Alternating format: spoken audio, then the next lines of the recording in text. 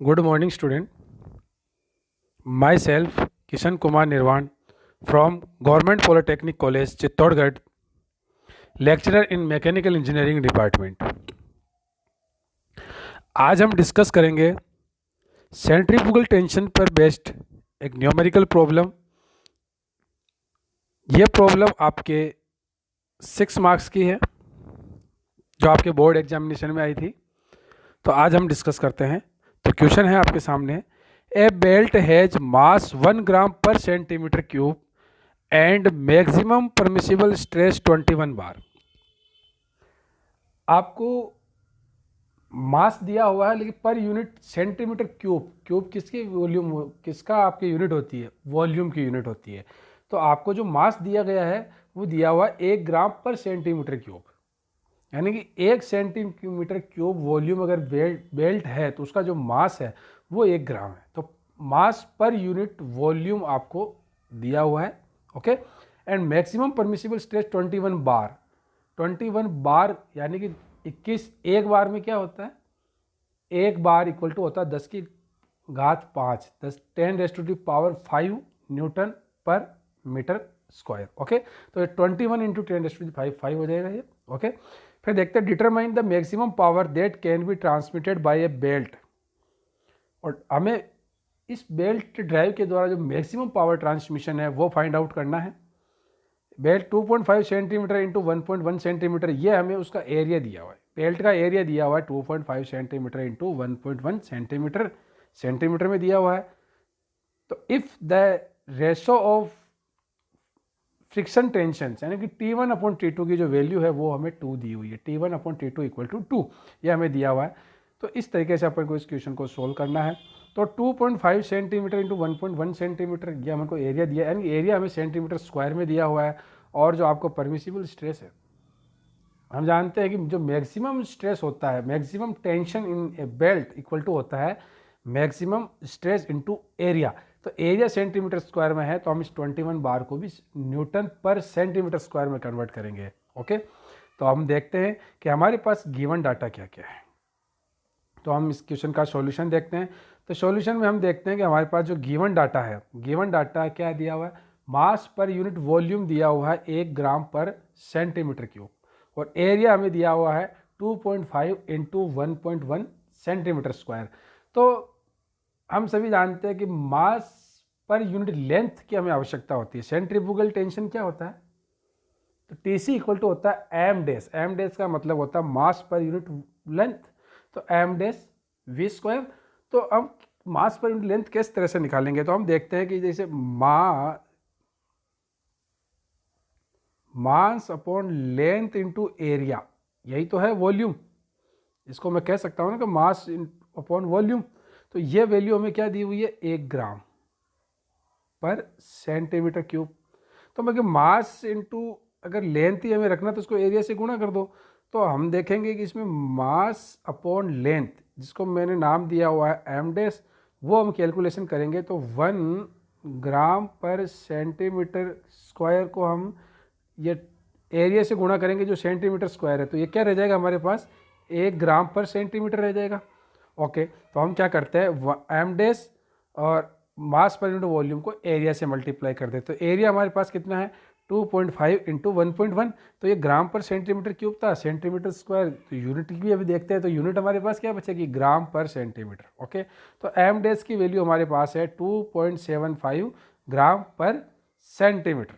Okay, T1/T2 हमें दिया हुआ है 2, सिग्मा मैक्सिमम की वैल्यू हमें दी हुई है 21 बार, यानी 21 इंटू 10 की पावर 5 न्यूटन पर मीटर स्क्वायर।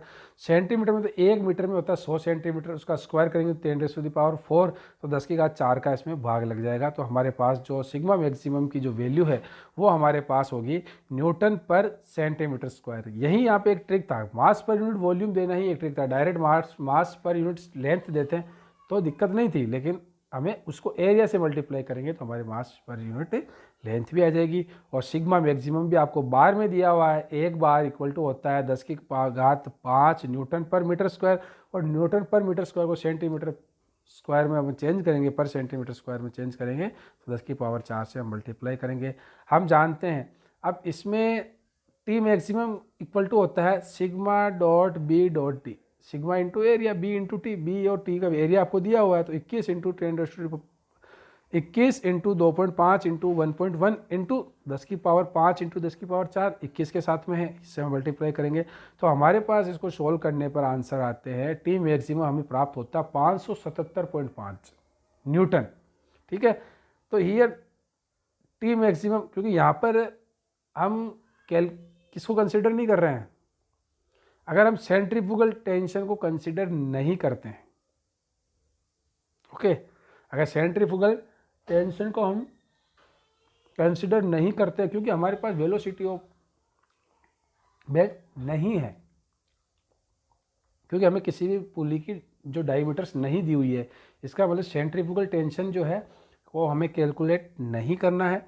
इस तो टी मैक्सिमम ही T1 होगा, और अगर हमें T1 की वैल्यू जो 577.5 होगी तो T1 upon T2 equal to 2 है, तो T2 की वैल्यू जो है T1/2 होगी, यानी 577.5/2, तो T2 की वैल्यू आएगी 288.75 न्यूटन। अब speed of the belt, speed of the belt हम जानते हैं कि टी मैक्सिमम अपॉन 3m डेस, ठीक है ना, 3m डेस। उस कंडीशन के अंदर अगर हम ये चीज़ देखते हैं तो हम देखते हैं कि यहाँ पे आप सबसे पहले तो ये देखेंगे कि m डेस किस में दिया हुआ है हमारे को, जो हम m डेस हमने यहाँ पे कैलकुलेट किया था, m डेस कितना आया था अपने 2.75, तो 2.75 m डेस हमें दिया हुआ है। तो यहाँ हम देखते हैं कि सबसे पहले m डेस दिया हुआ है 2.75 ग्राम पर सेंटीमीटर, ओके, तो टी मैक्स तो न्यूटन में दिया हुआ है, तो ग्राम पर सेंटीमीटर का अगर इसको देखना है तो सबसे पहले 2.75 इंटू ग्राम को किलोग्राम में चेंज करना पड़ेगा, क्योंकि हमने ऐसा ही यूनिट जो है वो किलोग्राम्स में होती है, अदरवाइज हमारे पास जो वेलोसिटी की जो वैल्यू आएगी वो आएगी सेंटीमीटर पर सेकेंड, ओके। तो v इक्वल टू आएगा हमारे पास 8.3, जब 577.5 टी मैक्सिमम 3m डेस, m डेस हम 2.75 अपन ने किस में रखा है, ग्राम पर सेंटीमीटर में रखा है, तो हमारे जो यूनिट जो निकल के आएगी वेलोसिटी की वो आएगी सेंटीमीटर पर सेकेंड। तो पावर ट्रांसमिशन क्या होता है, T1 minus T2 into we, velocity को हमें मीटर पर सेकेंड में रखना है, तो सेंटीमीटर को अगर जब मीटर में कन्वर्ट करेंगे तो 10⁻⁻2 से हम उसे मल्टीप्लाई कर देंगे वेलोसिटी को, तो 577.5 minus 288.75 into 8.366 into 10⁻⁻2 newton metre पर सेकेंड, न्यूटन मीटर पर सेकेंड होता है वॉट, तो पावर की जो वैल्यू आएगी वो आएगी 24.15 वाट, 24.15 वोट हमें मिलेगा। और इसको अगर किलो वोट में चेंज करना है तो 1000 का भाग दे दीजिए तो 0.024 किलो वोट भी हमारे इसमें आंसर प्राप्त हो जाएगा। तो यहाँ पर m डेस तो दिया हुआ है, मास पर यूनिट लेंथ दी हुई है, लेकिन वेलोसिटी है जो है हम डायमीटर तो बेल्ट की वेलोसिटी हमें दी हुई नहीं है, तो इसीलिए हम उसको फाइंड आउट नहीं कर सकते हैं। हाँ, वेलोसिटी फाइंड आउट कर सकते हैं जब हम टीसी को 0 मान ले, तो टी मैक्सिमम ही हमारे पास T1 होगा, और उस कंडीशन के अंदर हम इसको फाइंड आउट कर सकते हैं, ओके। तो इस तरीके से हम वेलोसिटी को फाइंड आउट करते हैं, पावर फाइंड आउट करते हैं।